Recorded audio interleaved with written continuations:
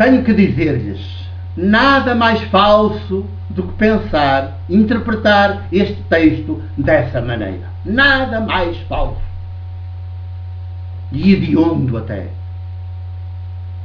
O relato diz exatamente o contrário do que parece dizer.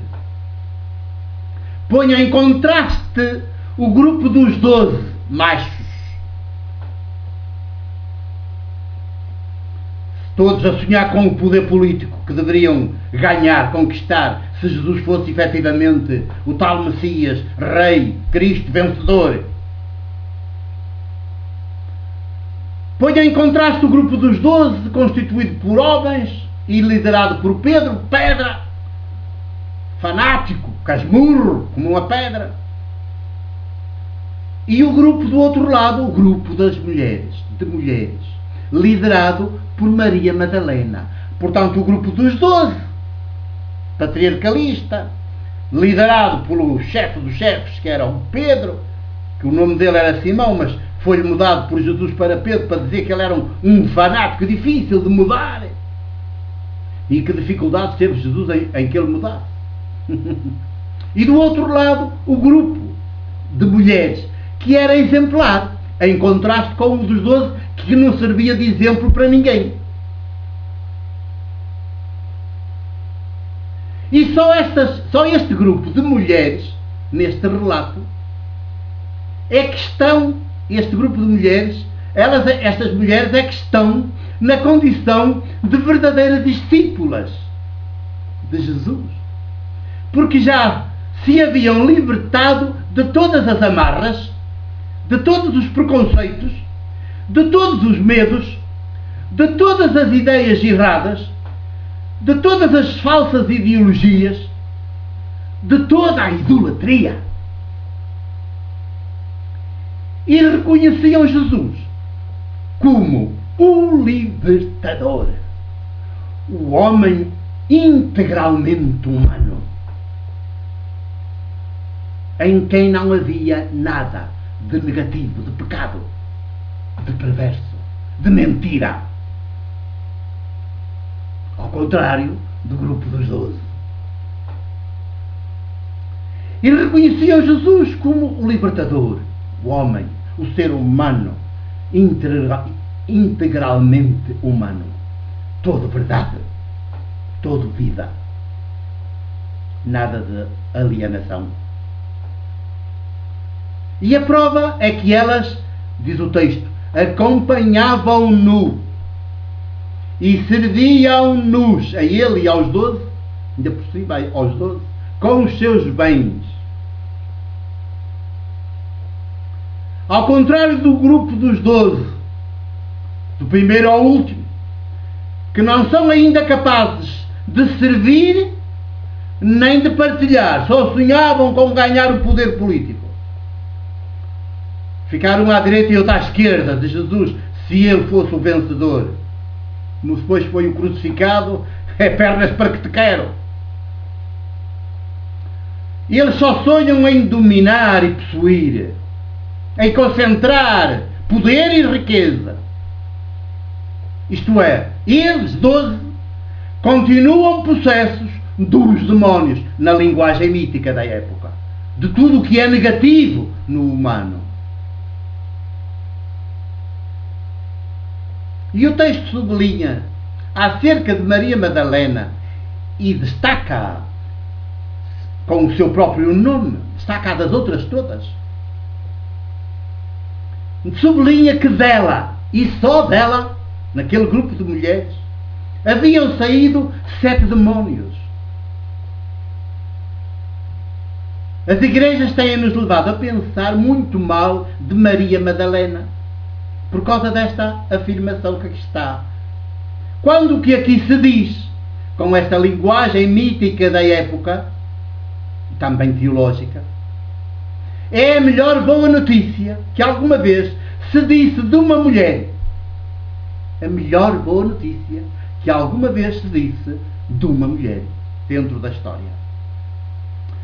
Diz-se que Maria Madalena era a única mulher que Jesus conhecera totalmente liberta.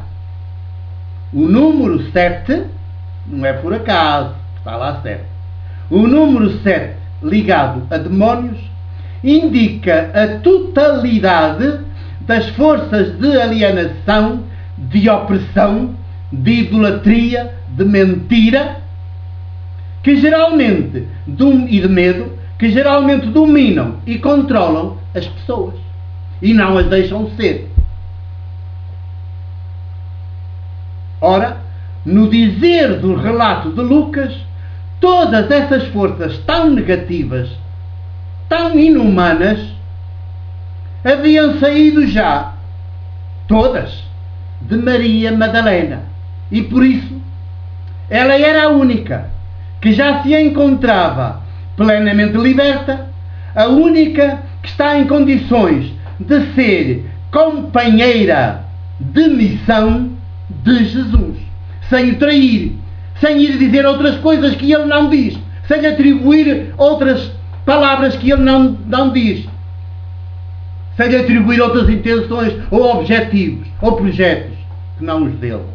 Ela identificava-se exatamente com ele. Será a única que irá com ele até ao fim, sem jamais o trair, ao contrário dos 12, fugiram todos, depois de um deles o trair e outro ter negado na totalidade, por 3 vezes, que é o que quer dizer 3. É a primeira a dar-se conta, mesmo depois de ele ter sido crucificado, o que também a deixou escandalizada, mas foi a primeira a dar-se conta que aquele crucificado, morto e sepultado pelos 3 poderes de então, ela deu-se conta, primeiro que ninguém, de que ele é o vivente, é o ressuscitado, é aquele com quem Deus Criador está integralmente, totalmente, que está do seu lado, não está do lado dos 3 poderes e dos seus representantes. E saibam mais, é até sobre esta fé de Maria Madalena e não sobre Pedro,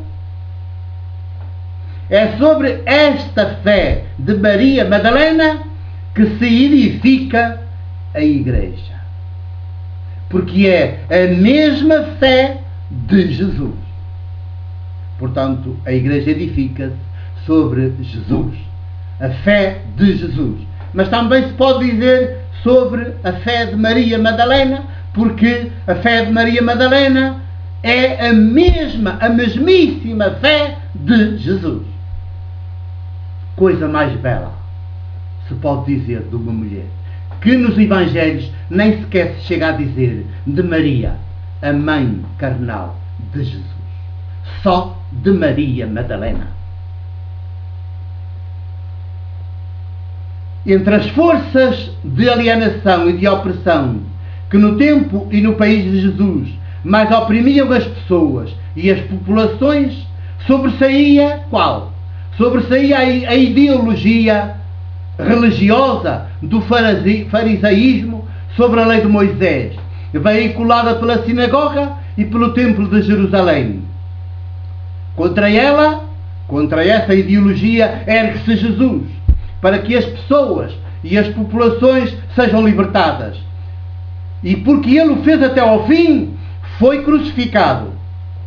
Mas também foi por isso que as discípulas e os discípulos dele o reconheceram mais tarde, depois da ressurreição, como o homem integral, o Filho amado de Deus, o ressuscitado, o homem com quem Deus está, a quem Deus deu razão, contra os 3 poderes e os seus representantes que dominavam então o mundo e ainda hoje dominam toda esta nossa ordem mundial. Vejam lá. Mas vamos ainda prosseguir.